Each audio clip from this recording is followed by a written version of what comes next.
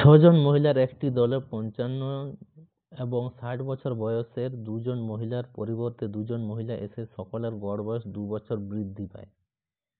ঠিক আছে, দুজন মহিলার গড় বয়স কত বছর?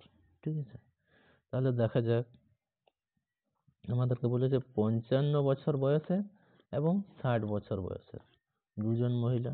ঠিক আছে, এবং কি করছে যে তারা এই মোট কত বৃদ্ধি করছে? 2 বছর করে বৃদ্ধি করছে, 6 জন মহিলা।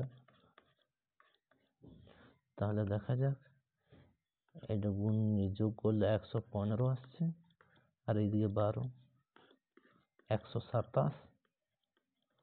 2 দিয়ে যদি ভাগ করি, ঠিক আছে, তাহলে কত পাচ্ছি? 63.5।